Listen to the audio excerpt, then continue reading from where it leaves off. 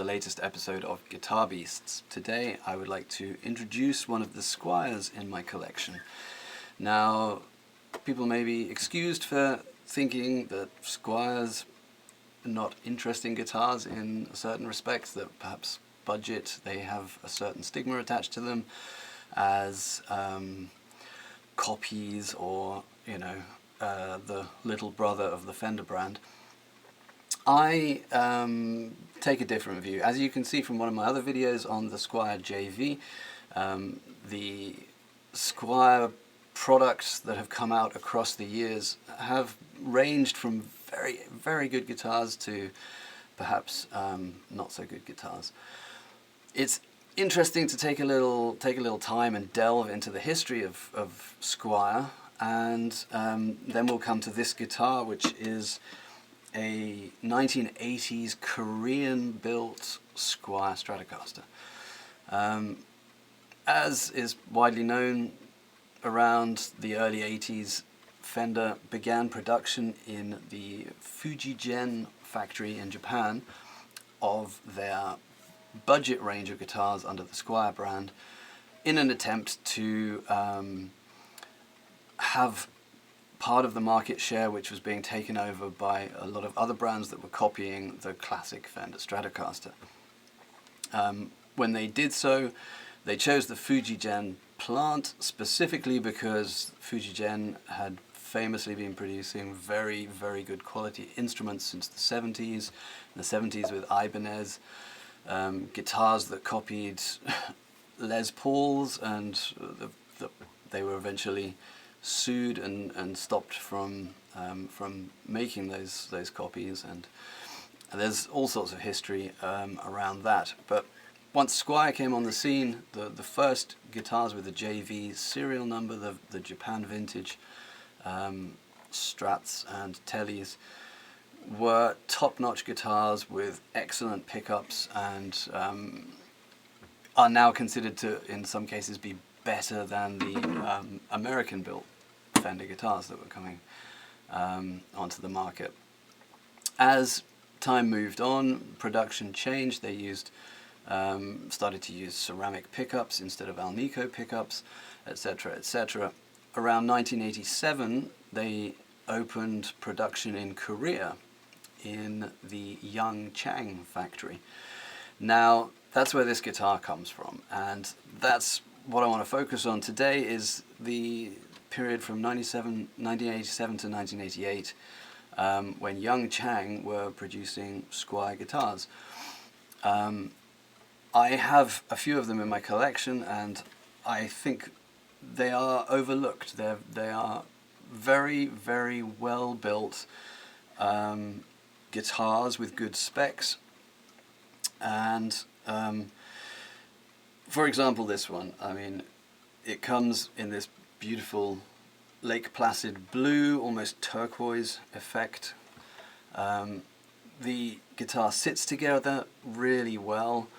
It has good hardware, and there is a theory that components were transferred from Japan to the Korean plant for this first run of Squiers. So one of the characteristics on these guitars that you will see from Young Chang, that you can identify them really easily, is these black plastic string trees on the headstock, which I have another one here, which is also from the Young Chang factory, also sporting these black string trees.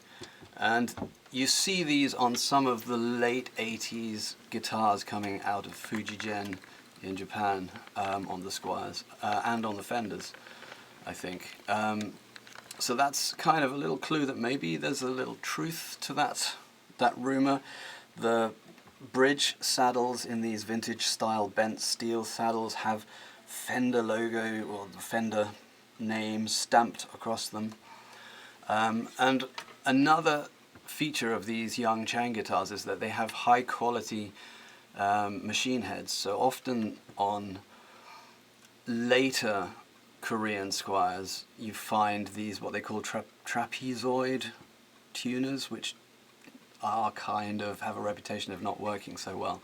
Whereas these ones at the from the Young Chang factory are Goto tuners, which are widely accepted as being very good. And interestingly, this this Young Chang Squier actually has Fender branded tuners on it, so they actually have the Fender logo stamped across them. So little things like that feed into this this feeling that these guitars are sort of a higher quality than the guitars that came out of Korea in the early 90s, when production was moved to other plants like Samick. Another way to tell these guitars is the serial number on the headstock. Usually starts with E7 for 87. I think there might be E8 and then E10, which is this one, which basically dates the guitar to that period. They have ceramic pickups in them, ceramic magnets in the pickups, so they're not the high quality Alnico pickups that one loves from the Fender sound. But that said, they are not bad. If I just plug it in.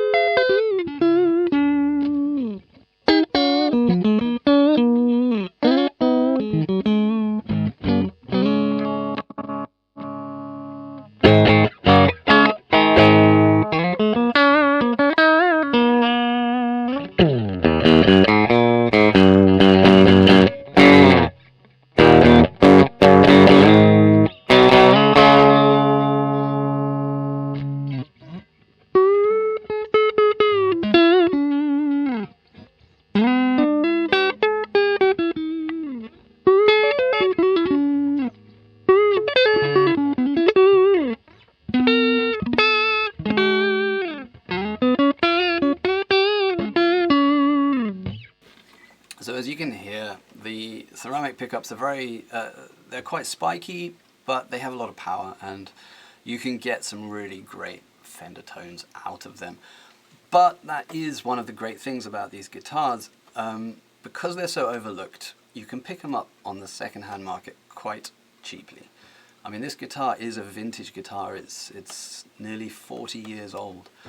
So it has mojo, it has a story, and because you can get hold of them for such small money, you can afford to upgrade them. So to throw in a set of really nice pickups into one of these guitars is really worth it. And you still haven't paid a huge sum of money, and you end up with a guitar that plays really well. I mean, the necks are just, for my preference of a neck, the necks are broad, they're shallow, and they just, they just play really nicely. So you have a really well playing guitar then with upgraded pickups that sounds great, and you can have a really high quality instrument at the end of the day. So I really think it's worth, when you're looking around for second-hand guitars, vintage guitars, don't forget the early period of Korean production of the Squier brand, because there are some real gems to be had. So let's just see what it sounds like in a track.